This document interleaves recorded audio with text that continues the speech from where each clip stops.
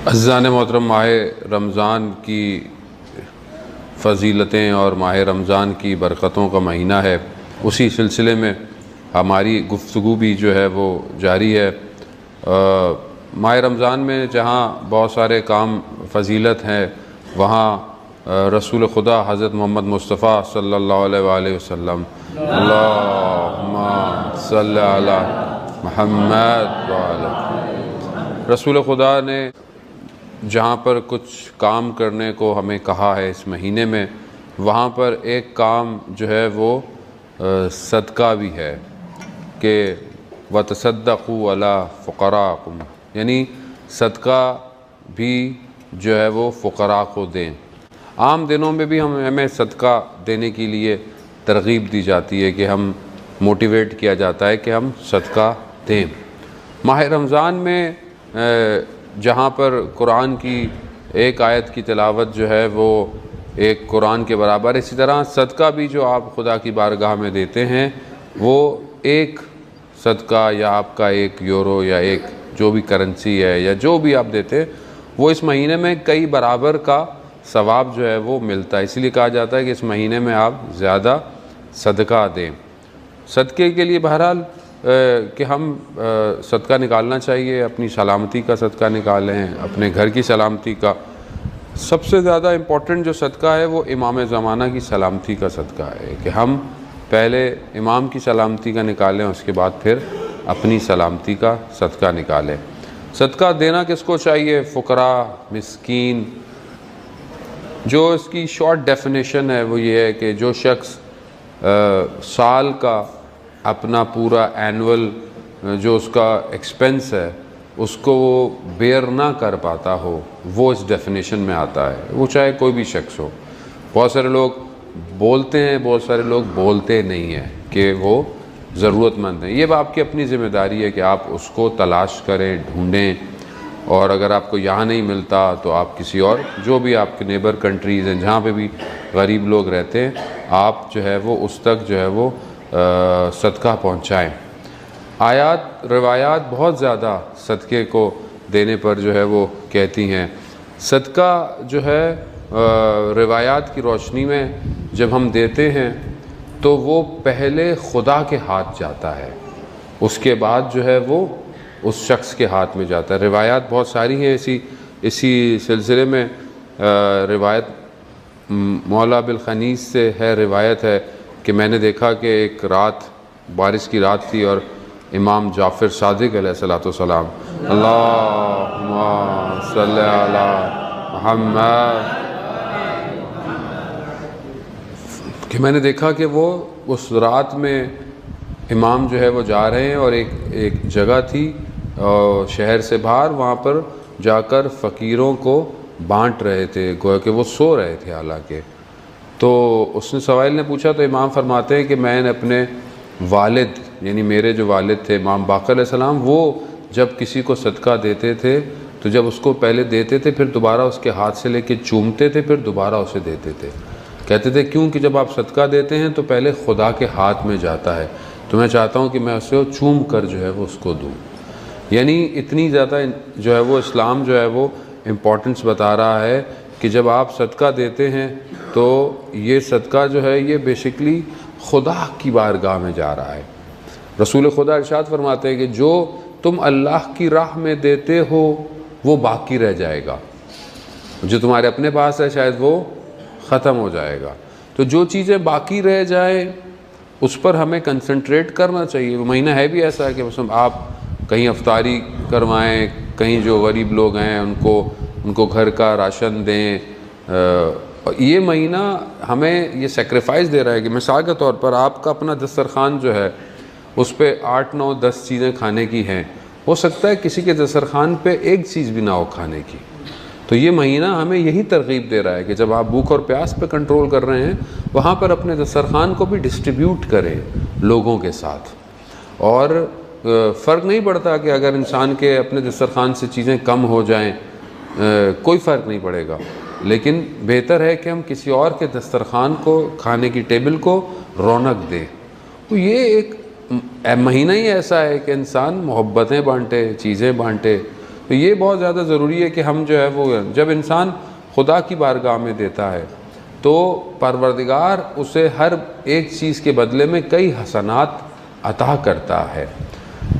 एक शख्स इमाम जाफ़र सादिक़ अलैहिस्सलाम की खिदमत में आया, अल्लाहुम्मा सल्ली अला मुहम्मद व आले मुहम्मद, अपनी परेशानी बीमारी का जिक्र किया।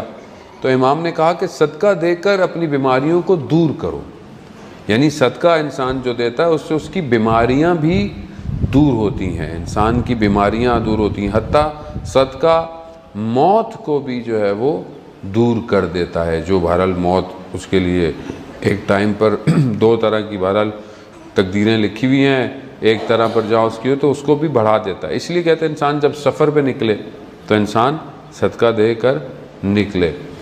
कई वाक़यात हैं, कई लोगों के ऐसे वाक़यात हैं कि जिससे इंसान ने सदका दिया और जाते वक्त उसे देर हो गई ट्रैफिक में या जाते जाते, लेकिन जब वो वहाँ से गुज़रा तो पता चला वहाँ हादसा हो चुका था। खूब ये हो सकता है आप और मैं तवज्जो नहीं करते, ये हमारी ज़िंदगी में भी ये वाक़यात होते हैं, हम इन पर तवज्जो नहीं करते कि हम किस वजह से बाज़ औक़ात बच रहे होते हैं।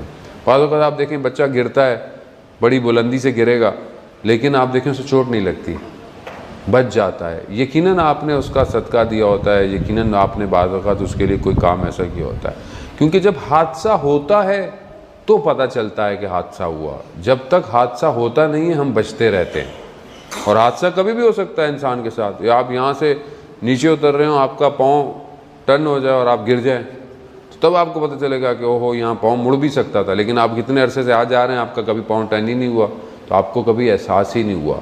तो खुदा हमें बलाओं से बचाता है।